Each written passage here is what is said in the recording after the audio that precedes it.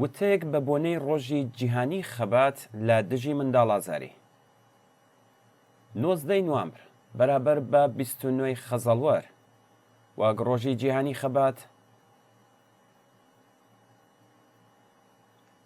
19 نوامبر بەرابەر بە 29 خەزەڵوەری 1403 وەک ڕۆژی جیهانی خەبات لە دژی منداڵ ئازاری ناودێرکراوە.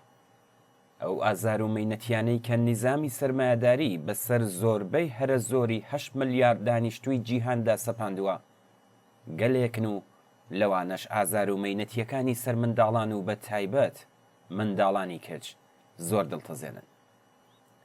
ئەم بۆنەیە لەسەر پێشنیاری هەڵسوڕاوانی خەبات لە دژی ئازار و تند و تیژی دژ بە منداڵان لە کۆبوونەوەی جیهانی ژنان لە ساڵی 2000دا دیاری کرات چونکە هاوکات بوو لەگەڵ 20 نوامبر کە بەپێی ساڵنامەی ڕێکخراوی نەتەوەی گرتووەکان ڕۆژی پەسەندکردنی ڕێکەوتنامەی نێودەوڵەتی سەبارەت بە مافەکانی منداڵ و ڕۆژی جیهانی منداڵان بوو. شێوازەکانی منداڵ ئازاری لە 4 جۆری دەرونی یان سۆزداری، جنسی و جەستەیی و پشتگوێ خستندا پۆلێن کراون. هۆکاری جۆراوجۆر دەبنە هۆی ئازار و تند و تیژی بۆ سەر منداڵان، لەوانە چەوساننەوە، نایەکسانی، شەڕ، هەژاری، هەڵاواردن، ئاین، دابوو نەریت، تند و تیژی لە شوێنی کار و ناوەندەکانی پەروەردەی ناتەندروست و بنەماڵە دواکەوتووەکان. هەموو جۆرەکانی ئازار و تند و تیژی سەر منداڵان کە لە 4 گۆشەی جیهاندا بەرامبەر منداڵان باون بە بێبەزایانەترین شێوە لەلایەن ئەرتەشی ئیسرائیلەوە لە دژی منداڵانی فلستین بە تایبەت لە غەزا بەڕێوە دەچێت. ماڵپەڕی فەرمی ناوەندی بەڵگەنامەی ڕێکخراوی نەتەوەی گرتووەکان ڕۆژی 20 ڕەشەمەی 1402 راپۆرتێکی لە ژێرناوی تند و تیژی ئیسرائیل بەرامبەر بە منداڵانی فلستینی لە دوای 7 ئۆکتۆبری 2023ەوە پەرەی سندووە بڵاو کردەوە.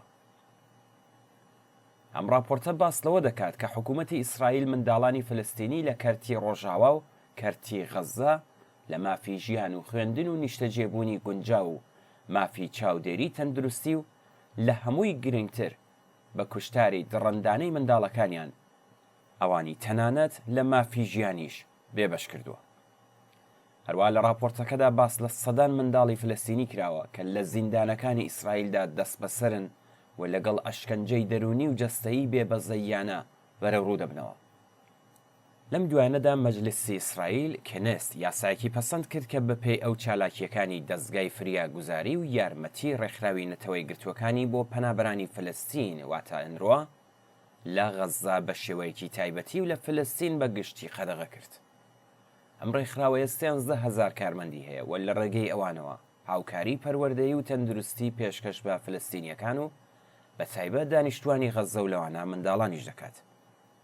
بەو تێڕامی ئەبوو جاموس ڕۆژنامەنووسی بەناوبانگ و بوێر لە کەرتی غەزە قەدەغەکردنی چالاکیەکانی ئەنڕۆوە تا کۆتایی هێنان بە ژیان بۆ ئەو فلستینیانەی کە لە غەزەدا ماونەتەوە و لە سەروی هەمووشیانەوە منداڵان. ئازار و تند و تیژی بۆ سەر منداڵان لە ئێرانی ژێردەسەڵاتی کۆماری ئیسلامی لە بنەڕەتدا منداڵانی کرێکاران و زەحمەتکێشان دەگرێتەوە. بە ئازارترین هۆکاری ئازار و تند و تیژی سەر منداڵان لەم وڵاتەدا بریتیە لە هەژاری، بێبەشبوون لە خوێندن، کاری منداڵانی بنەماڵە هەژارەکان لە ڕووی ناچاری و لە شوێنە نائەمنەکانی وەک جیاکردنەوەی زبڵ و خاشاک و لەوانەش لە شەقامەکاندا. لە بارودۆخێکی ئاوادەیە کە منداڵان دەکەونە داوی باندە مافیاکانەوە. باندەکانی بازرگانی کردن بە ماددە هۆشبەرەکان جگە لە گواستنەوەی ماددە هۆشبەرەکان بە تایبەتی کچان لە بازرگانی سێکسیشدا بەکاری دەهێنن. بەڵگەکانەوە دەردەخەن کە زۆربەی ئەو باندانە بە شێوەیەک لە شێوەکان وەسڵن بە سپای پاسدارانەوە یان باج و بەرتیلیان پێدەدەن. بەشێک لەو کچانە بە زۆر یان بە فێڵ و فری و لە وڵاتەکانی کەنداو وەک کۆیلەی سێکسی بەکاردەهێنرێن یان تەنانەت بە شێخە دەوڵەمەندەکان دەفرۆشرێن. جگەل لەم کردەوە مافیایانە باندەکان بە ئاشکرا کچان بۆ بەسیغەتدان ئامادە دەکەن و لە شارەکانی وەک مەشهەد و شیراز دەیاندەن بە گەشتیارە عەرەبەکان. عەلەم الهودا ئیمام جومعەی مەشهەد ڕایگەیاندووە کە سیغەکردنی کچان بۆ گەشتیارانی عێراقی خێر و پاداشتی هەیە چونکە بە قەولی ناوبراو ئەو عەرەبانە لە شارە ئاینیەکانەوە دێن بۆ ئێران و لەگەڵ خۆیاندا نێعمەت و بەرەکەت دێنن. جگەلەوە مەلاکان ژمارەیەکی زۆر لە کچانی تەمەن 9 ساڵ و سەروتر لە پیاوانی خاوەن تەمەنی جیاوازمارە دەکەن کە ئەوەش بابەتێکی گەلێک بە ئازارە. ئەم ئازارە کاتێک زیاتر دەبێت کە ئەم منداڵانە دەبنە دایک. جگە لەمانە سپا منداڵانی سەرشەقام یان زیندانی وەک بە سیجی دادەمەزرێنێەوە لە خۆپیشاندانەکاندا بەکاریان دێنێت. لە ڕاپەڕینی شۆڕشگەڕانی ژینادا ئەم جۆرە منداڵانە لە سەرکوتەکاندا بەکارهێنران دەڵێن سپا بە ئەنقەس وێنەی ئەو منداڵانەی لە تۆڕە کۆمەڵایەتیەکاندا بڵاو کردەوە بۆ ئەوەی ئیتر نەتوانن بگەڕێنەوە ناو کۆمەڵگا. ئەوەی کە ئاماژەی پێکرا تەنیا بەشێکە لەو ئازار و مەینەتیانەی کە لەلایەن کۆماری ئیسلامیەوە بەسەر منداڵانی ئێراندا بەگشتی و منداڵانی بێ ناسنامە و بە تایبەتی منداڵانی کۆچبەرانی ئەفغانستانیە سەپێنراوە. ئازار و توندوتیژی دژی منداڵان لە ئێران بەرهەمیە و سیستمە سیاسی و ئابوووریەیە کە بورژوازی و حکوومەتی ئیسلامی بۆ ئەوان و دایک و باوکەکانیانی دروست کردووە. هەژاری لە ڕاددە بە دەر و نایەکسانی لە زومرەی دەرەنجامەکانیەتی.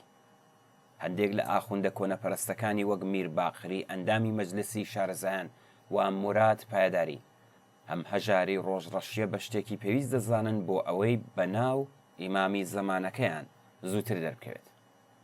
ئەوان بەم شێوەیە ڕەوایەتی دەبەخشن بە کەوتنە ژێر هێڵی هەژاری نزیکەی 70% دانیشتوانی ئێران و منداڵەکانیان لەلایەن ڕژیم و خاوەنکارەکانەوە. ڕێگا چارەی ڕیشەیی بۆ کۆتایی هێنان بەم ستەم و ئازارە لەسەر منداڵان بریتیە لە گۆڕنانی نظامی ئیسلامی سەرمایە.